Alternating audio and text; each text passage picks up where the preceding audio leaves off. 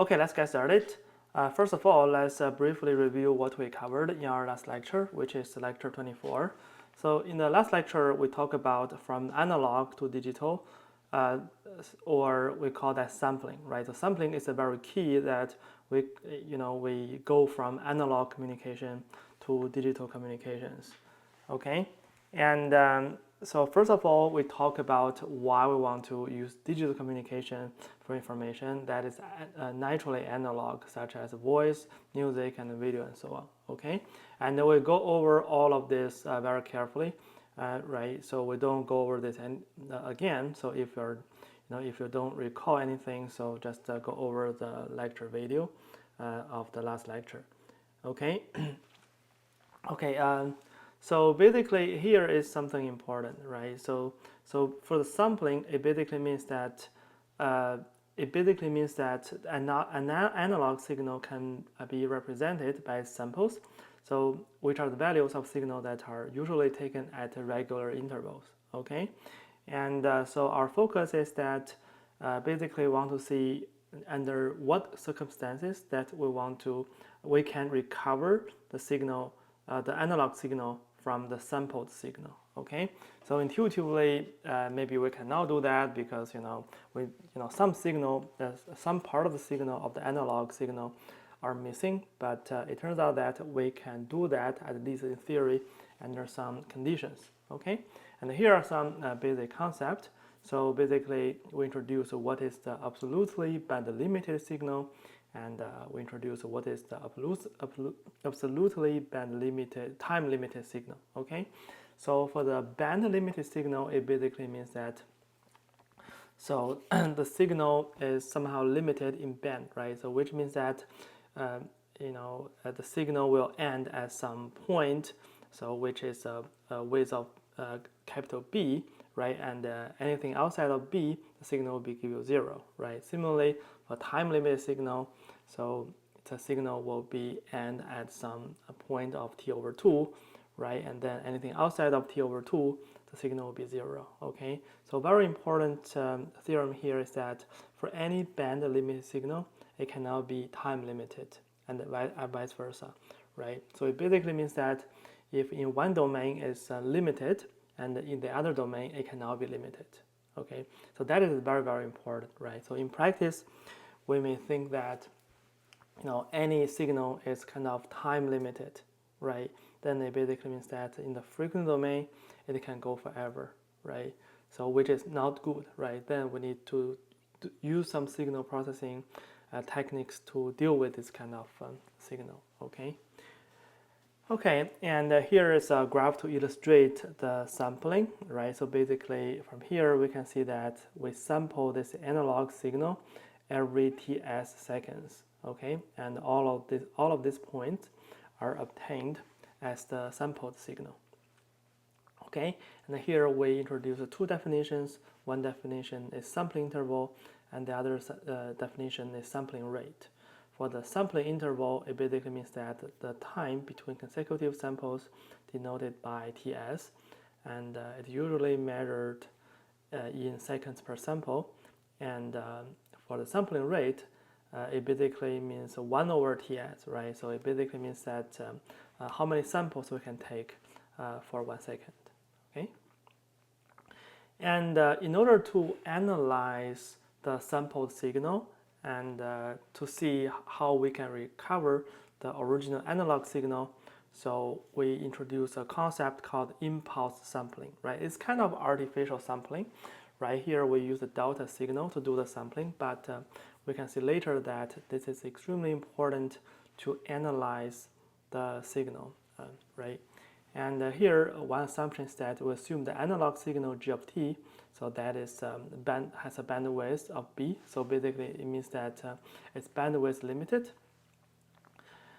Okay, and then the sampling is given as follows. First, we introduce a train of impulse signal, right? So it's just a summation of a number of delta signals given by this, right? And the impulse sampling is basically given by our original signal x of t here.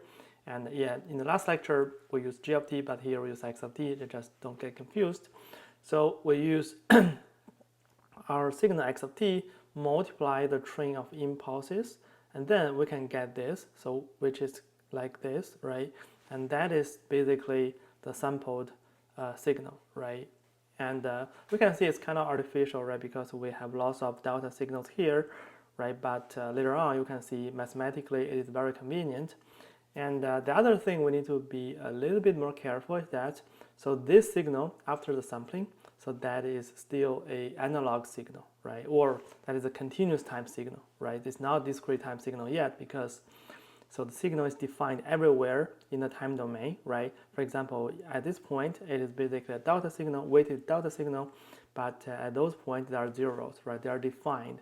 It's not only defined in the integer points, therefore, it means that xpt, so that is still a continuous time signal, right? It's not discrete time yet, right? Although, transfer this signal to a discrete time signal, it's kind of very straightforward.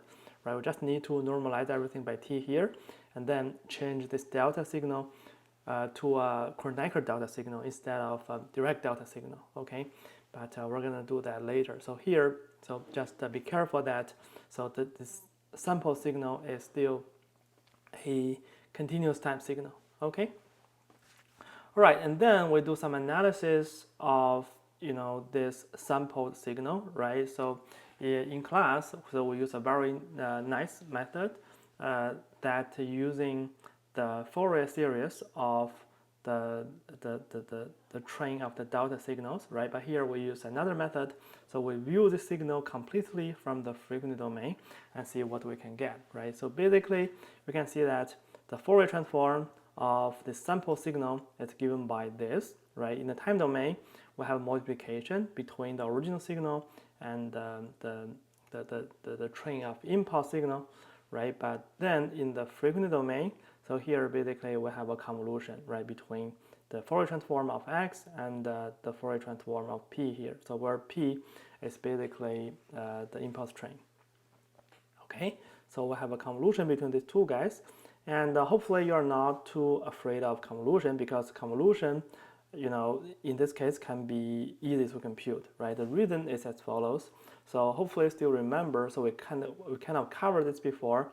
So so this is the time domain signal of the impulse train, right? And then what we want to do is that we want to compute its Fourier transform, right? So we covered that before in one of our previous lectures, right? So here we can compute it again. So the key to compute its Fourier transform is basically to compute its Fourier series, right?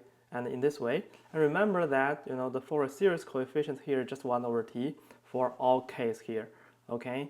And and here be careful that pt and this pt, they're the same, right? So basically, the summation of a bunch of delta signal is the same as summation of a bunch of complex exponential signal, okay? And then we just do the Fourier transform of this guy, and for each of these guys here, so we can see that is a shifted delta signal, right? And then we can compute the Fourier transform of this guy is basically given by this, okay? So which is very nice. Now we can see that, so for this convolution, so we have a signal convolutes with a summation of delta signals, right? And this can be very easy, so we just need to replace, every item here by x, right? So basically it's given by this guy, okay?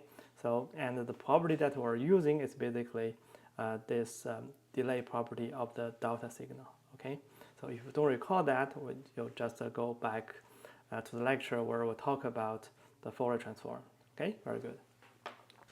All right, and here is some illustrations of how the sample signal look like in the frequency domain, right? So basically, we can see that, so this is our original signal, right, the middle triangle, and then after sampling, so what we get is that we change this signal from an aperiodic function in the frequency domain to a periodic function in the frequency domain, right? And the period here is nothing but omega s or fs if you prefer hertz, okay? So very nice. And so now let's see how we can recover the original signal, right? So basically, if we view this sample signal in the frequency domain in this form, so basically you can see that we just want to get the middle part and then remove all the other parts, right? And scale this guy by t, then we can get our original signal, right? And the way to do that is not hard, right? We just pass this sample signal by a low pass filter, right? And remember, so the low pass filter has to be wide enough, right? Like this, but it cannot be too wide, right? Because we don't want to keep the rest of this signal, okay? So basically the frequency has to be bigger than the bandwidth of this signal and has to be less than the sampling frequency minus the bandwidth of signal, so which is basically given by this point. All right, so that's how we design the low pass filter. All right, and after multiplying this low pass filter, then we can construct the original signal exactly, right? So this is very interesting, right? So after the sampling, although we miss some part of the signal, but this so through our analysis, it tells us that we can recover the original signal exactly, right? But the secret here is that the original signal has to be band limited, right? If it's not band limited, for example, if this point will go on forever, and then the signal will be overlapped with each other, and then we cannot recover the original signal, right? So basically, yeah, that's one of the limitations of this approach. Okay, so we have viewed this in the frequency domain, right? Both in class and here in the review slides. Okay, next, yeah, let's take a look at what happened in the time domain, right? So basically, in the frequency domain, what happens is that we use the original signal we use a sample signal multiply a low pass filter, right? And in the time domain, what happens is that we use the sample signal convolutes with the low pass filter h of t, right? And this is basically given by this. So again, so I have an impulse train here. So do the convolution between the impulse train and the ht is not very hard. So this is what we got. Okay, so this is kind of interesting because now in the frequency domain, we know it's a rectangle signal, right? And in the time domain, it will be a sync signal. Okay, so this is in what happened in the time domain, right? And then we can write our recovered signal as this guy. Okay, so this is nothing but just rewrite this using sync signal to replace h here. Okay, so it's given by this. Okay, and it kind of looks very nice, right? Consider the blue signal is our original signal, and the red one is a sample signal, and then so this is our recovered signal, and we can see that we basically replace every point here by a sync signal that will go forever, right? And then we add all of them together, then we can recover our original signal exactly without losing anything, right? So basically, all of this missing point, will be reconstructed by the summation of all of these points here, right? Which is kind of very nice.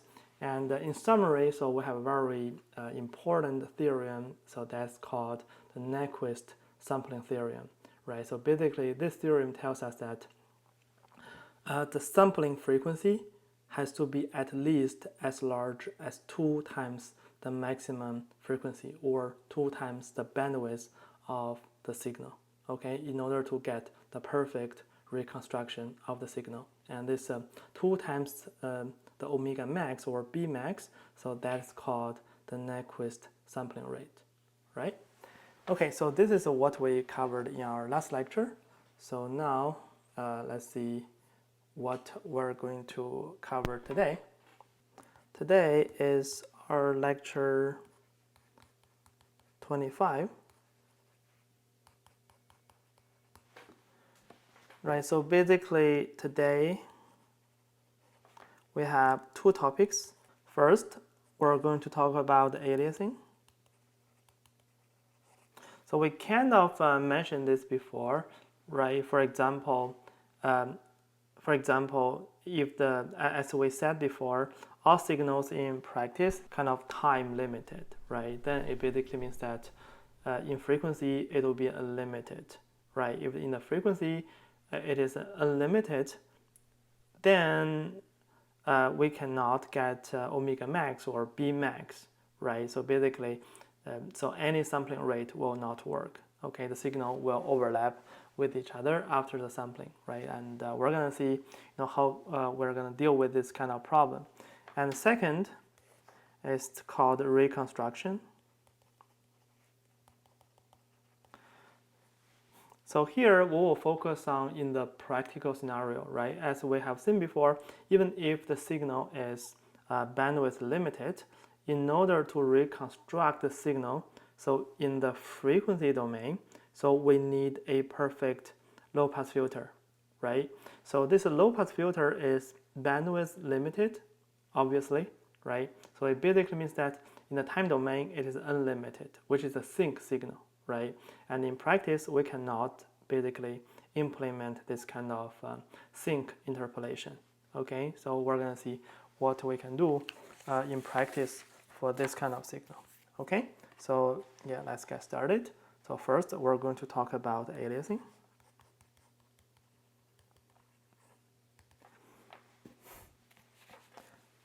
Okay, so yeah, let's recall again for the sampling.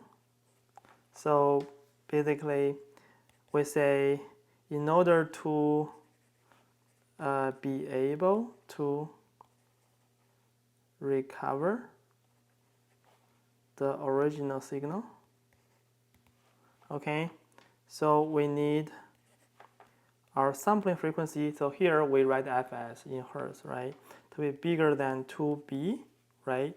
So here this b is nothing but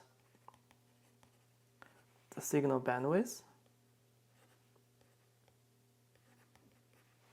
okay, and so basically this f is our sampling rate or sampling frequency.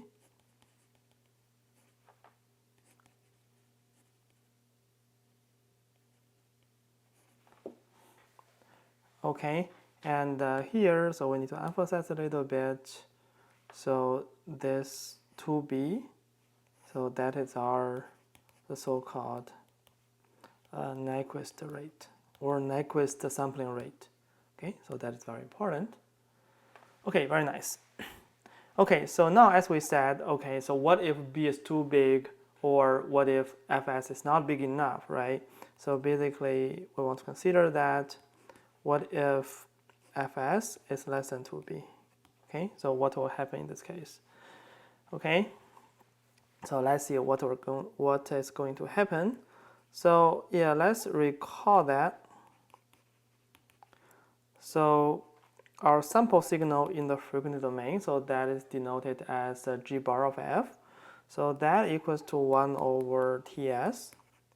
And then we do the summation of g f minus nfs, right? So basically, this is the main reason why it is a periodic signal, right? So basically, the signal repeats itself every fs, right? Okay, so very nice. So just to be make sure that, so this is our impulse sampled signal. Okay, very nice. Okay, so now let's see what happened if fs is less than 2b. Okay, so for simplicity, yeah, let's assume that so our signal look like this, right? Just a triangle, right? So that's easy, and we assume the signal look like that in the frequency domain. Okay, so now let's assume that the sampling frequency fs is not big enough, right? So that is not as large as 2b, and let's see what will happen, right? So basically, yeah, maybe I can draw that in a different scale. Maybe make it look like this. Okay, so that's basically 1 over ts of gf, right? So that's the middle part, and we have a b here, we have minus b here, right? And then maybe, yeah, let's use another color here. Let's use green. So because our fs is less than 2b, so basically the second copy here will look like, oh no. So the second copy here will look like this. Okay, see how it looks. Okay, very nice. Okay, and then let's see, maybe the third copy, let's use red. Right, the third copy will look like this, and so on. Right, so maybe let's draw one more. Maybe I use blue here. Right, on the other side, so we also have something like this. Right, so this is basically what we got, and yeah, and this will go forever, right? Okay, so now let's label some number here. So basically this value is fs, and this value is minus fs, right? Okay, and now we can see, so what is this value? Okay, so this value, see, so basically here is fs, right? And the width of the signal is basically b, right? So this point would be fs minus b, right? And clearly, so this point would be fs plus b. Okay, so very nice. And now we can see, so basically we can see the aliasing happens at here, right? So this is aliasing. Okay, right? So this is not good, right? So now we don't have so in this case we cannot recover our original signal anymore, right? So here let's label an important point here. So basically this point is kind of important. Okay, right? So we're going to compute this point. Let's see whether it makes sense or not, right? So in order to compute this point, so that's basically the middle point between this point and this point, right? So basically it means that it equals to fs minus b plus b divided by 2, right? That's fs over 2, right? So we call that the folding frequency.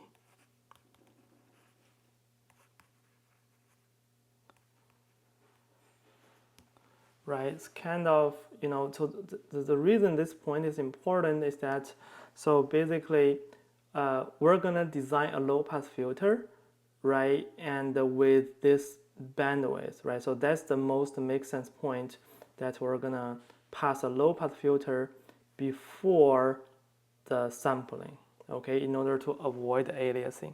Okay, so so maybe, yeah, before talking about that, so let's see what that this signal look like, right? So here, so right, so in practice the signal will not look like this, right? So all of these points will be added up together, right? And let's see what the signal will look like in this case.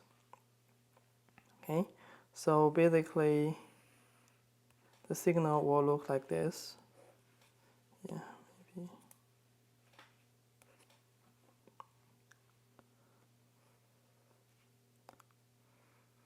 Yeah, hopefully I can draw it well.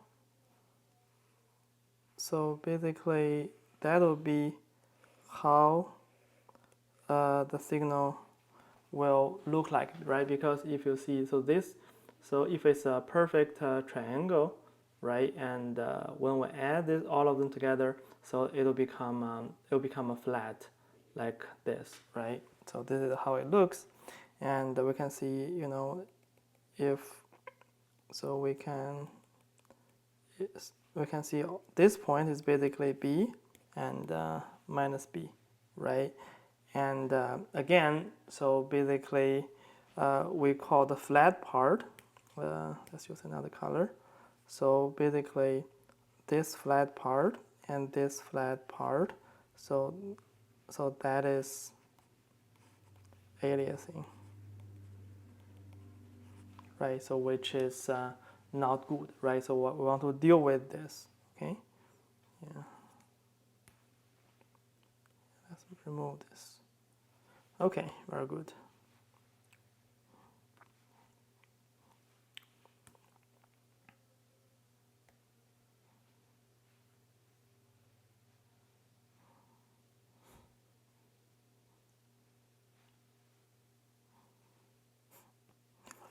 And so now let's see, so if we want to recover our original signal using this signal after aliasing, let's see what will happen, right? So basically if we pass through a low pass filter, right, that's with bandwidth B, for example, right, and then so this would be what we got, right? And if we draw that explicitly, right, then basically the signal will look like this, right? So that's basically our recovered signal.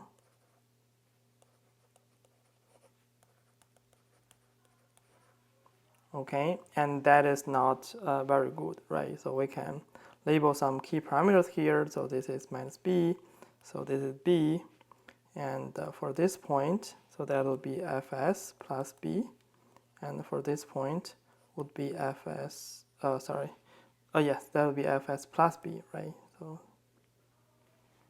okay, because, so this point would be basically, so should be Fs minus B, not plus. Fs minus B, right? Because, so this point will be nothing of this point, and for this point would be nothing but this point, right? So this point would basically be minus Fs plus B. Okay, very nice. And clearly we can see that the recovered signal does not look very nice, right? And the reason is that Fs is not big enough, right? That is less than 2 times B. Okay, so this signal is called, oh, what happened? So basically this this entire signal, so that's called the undersample signal.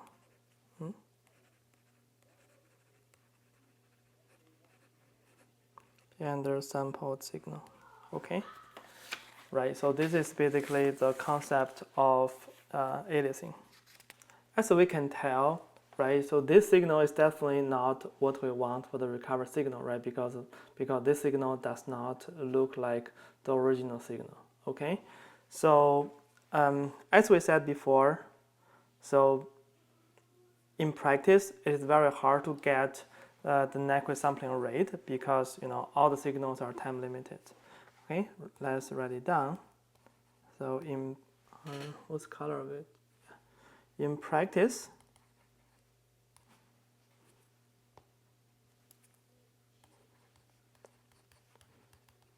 all signals are time limited. Okay, so this basically means that we have infinite absolute bandwidth, right? Remember the theorem, we just reviewed in the beginning of this class, right? So this basically means that we need to band limit our signal to Fs over 2, right? Otherwise, so we cannot recover the signal exactly, right? Ideally, we want our signal to be less than Fs over 2, okay? So that is our original signal before sampling, right? So in order to do that, so what we do is that we pass our original analog signal by an anti-aliasing filter, right? So basically, this is what we're going to do. So before sampling, so we pass our original signal g of t, so by a low pass filter, which is LPF, okay? So this is LPF filter. We also call that the anti-aliasing filter. right? That filter looks like this in the frequency domain, right? So basically, it's a low-pass filter like that, right? And for the bandwidth would be like this. So fs over 2 is here, and here is minus fs over 2, right? We want the bandwidth to be smaller than fs over 2, okay? Yeah, let's make it more clear. So fs over 2 is this point. At this point is too small. Let's make it bigger.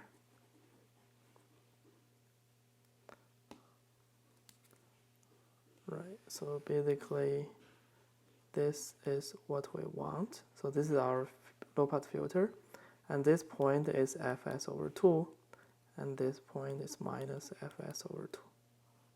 Okay, hopefully this is clear enough, right? And this is LPF, obviously. And then after that, we pass our signal through a sampling process with the sampling rate of fs, and then we can get our sampled signal. Okay, so that's how it works. Okay, and this is the first part of this class about aliasing. So next, let's talk about reconstruction. Okay, so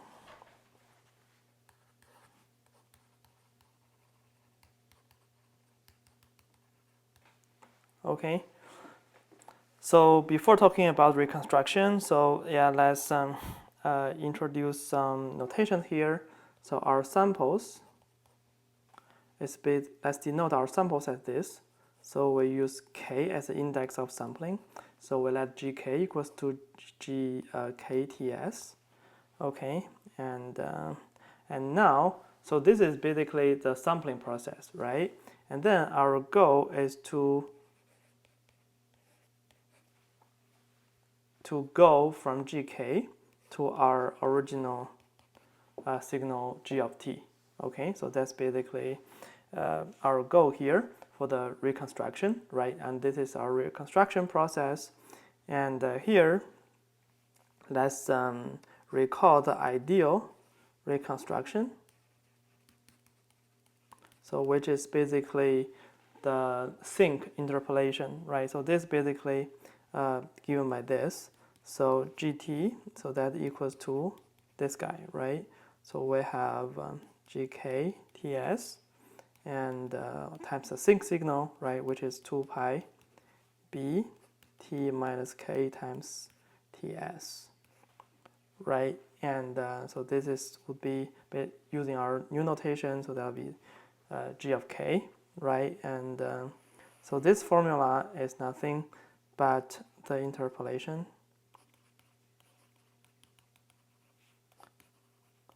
formula, right? And using that and under the Nyquist sampling rate, so we can reconstruct our signal, our analog signal g of t exactly, right? But here, the problems are as follows, as we briefly mentioned before. So basically, we have two problems with this approach, right? So mainly, the problem is about this sinc interpolation signal or function, right? And the first problem is that in the time domain, it's infinite.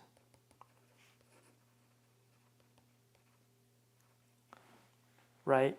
So, and the second problem is that the signal, is kind of symmetric among the time, among the 0 point, right? So it basically means that the signal is not causal. Okay, so that's not ideal. All right.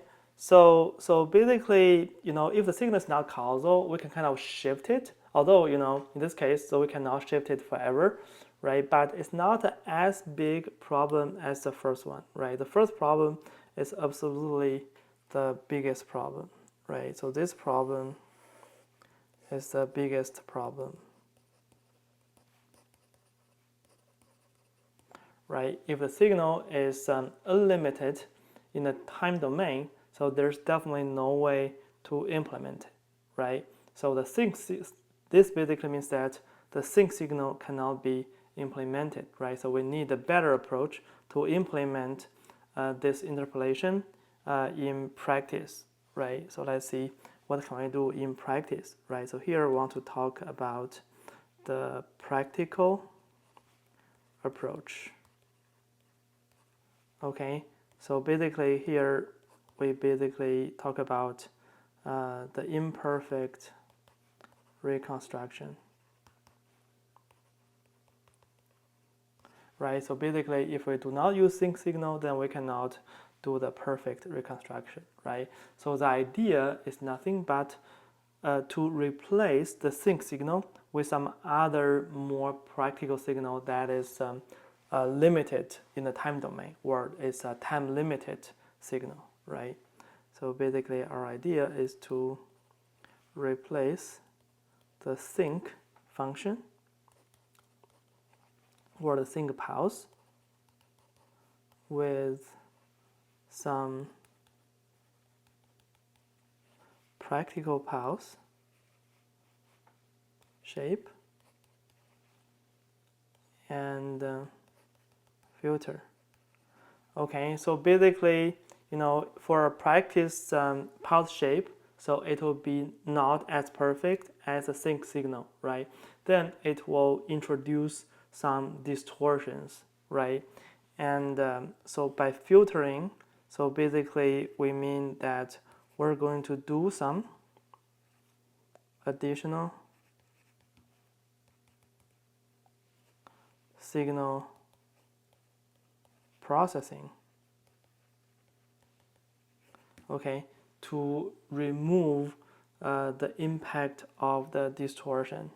Okay, so let's see how we can do that. Let's denote our reconstructed signal as g tilde of t, right? So now it's not a perfect reconstruction, right? We don't write g of t anymore, we write g tilde of t. So that equals to the following. So basically, let's use n here, g n t s p t minus n t s.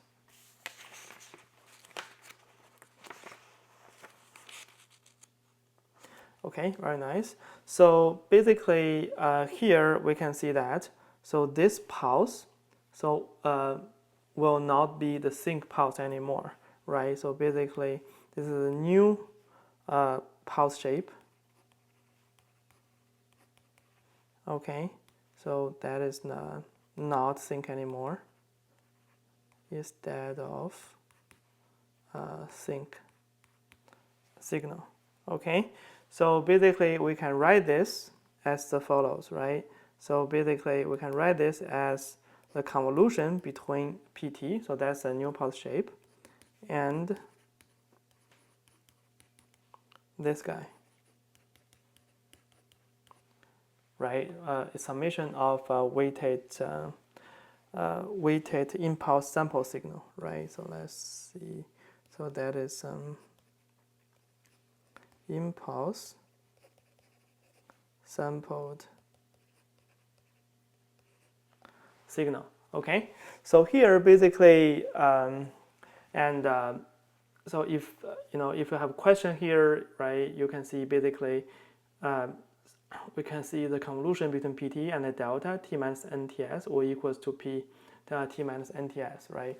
From here, we can see that we're going to focus on the design of PT here, right? And for this part, it's still like ideal, sample, right? Because we use the delta signal to do the impulse sample, right? And in practice, so this may not be possible either, right? But we're going to discuss that later, not here, right? Here we just focus on the design of PT, right? Let's see how we can do that. So basically, yeah, let's draw our signal. Let's draw our sample signal, right? It's an ideal pulse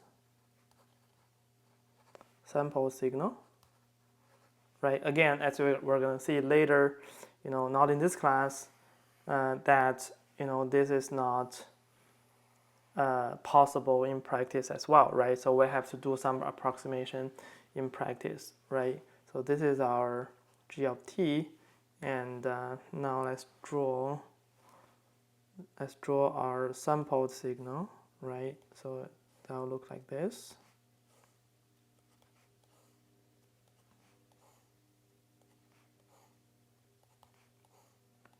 Okay, and this is that will keep for a while, so that will be our GT bar. Okay, very nice. And so now we're gonna try different shape of PT. Okay, so one easy thing that we can do is as follows. So we're gonna see a few examples. So the first PT that we are gonna try is a rectangle pulse given by this minus TS, right? Let's see, magnitude here is 1, right?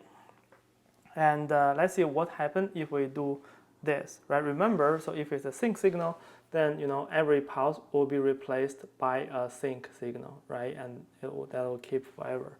But now it basically means that every impulse will be replaced by a by a triangle, right? Given by this, right? So let's try to draw it.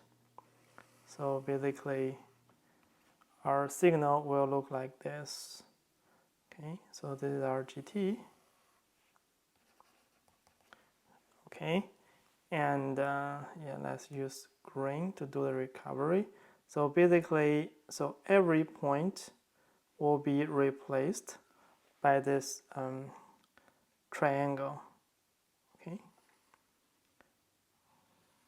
right?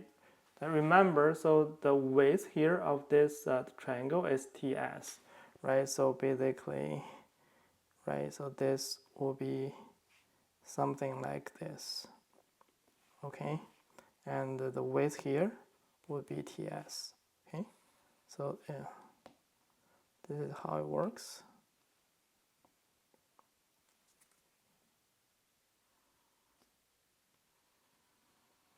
Yeah, let's just try to draw this while.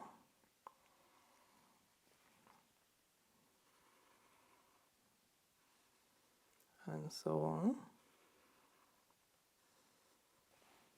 Yeah, and yeah, we can keep drawing this, Okay, so I remember that. So basically, the reconstructed signal is a summation of all of this triangle, right? And you can see, so the slope of this and the slope of that, are kind of the same.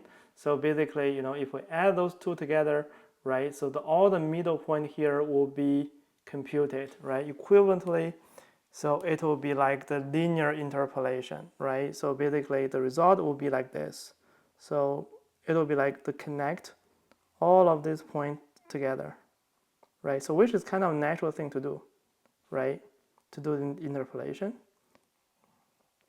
Okay, right? So this is basically what is really happening, right? So what it does is the linear interpolation.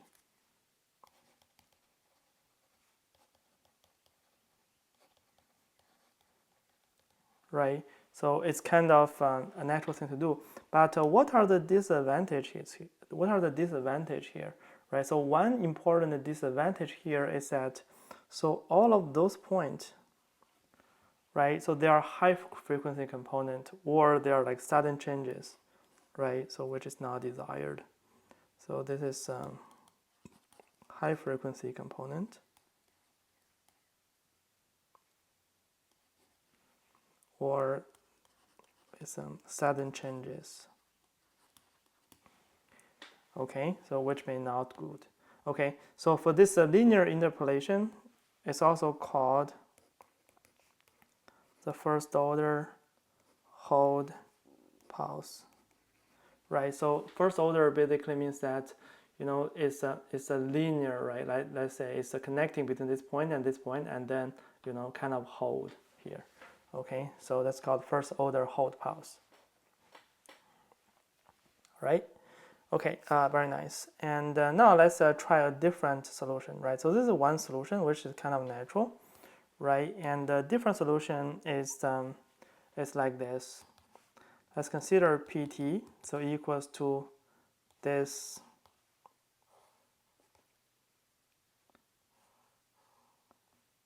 rectangle pulse, okay? Right?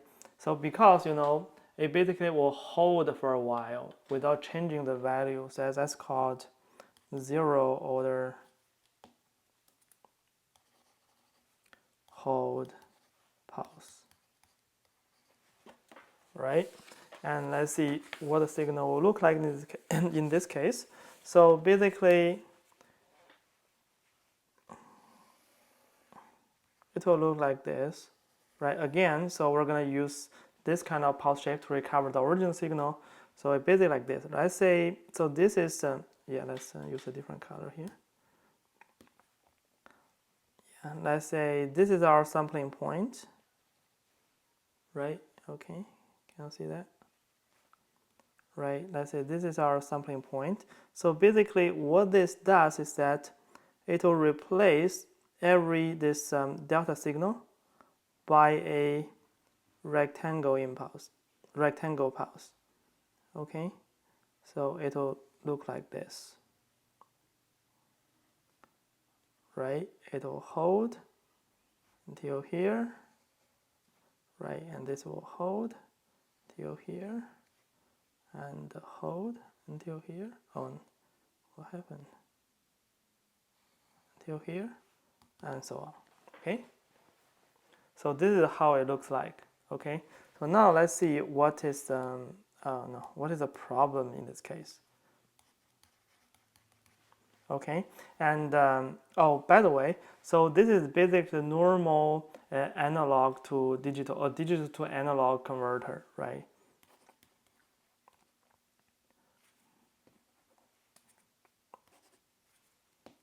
Yeah, this is what the normal digital analog converter operation does. Okay, very good. And so basically, the problem is like here, right? So you can see that because it's a rectangle impulse in the time domain, right? So basically, so we have this sudden changes, right? So this is not very good, okay? So this is, we can say, compared to the triangle case, so this is even worse, right? So we have very high frequency component.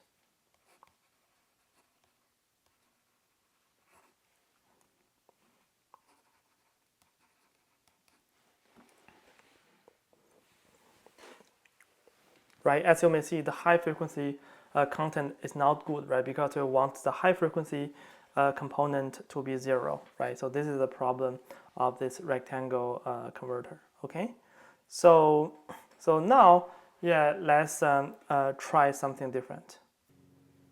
So now let's try another impulse that look like this.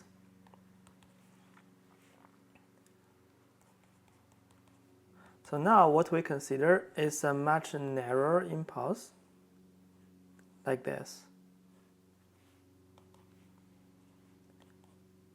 Okay, so that might be easier to generate in practice. So here we assume that this width TP is much less than TS. Okay, and let's see what will happen here.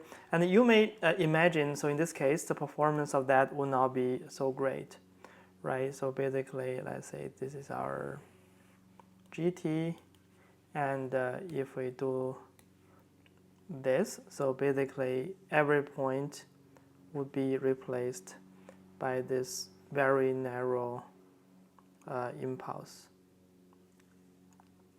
right? Look like this look like this, and so on, right? So this is how it works. And so in this case, we can do some analysis and see. So this is kind of interesting case. So basically, we're going to do the analysis in the frequency domain. So basically, in the frequency domain, so we can write down our GF tilde. So that's equal to this. PF multiply G bar of F, right? Again, so this is nothing but 1 over TS PF times sum over. So we use K for the index that is in the frequency domain, right? So this is what we get, right? So now let's see. Let's basically draw this, right, and see how it looks like, right? So basically, yeah, let's see an example where this is our GF. Okay, so this is GF with bandwidth of B, right? And now for the PF, right? So in the frequency domain, it's a sync signal, but now remember TP, right? Let's say here TP is much less, right? I think here's one.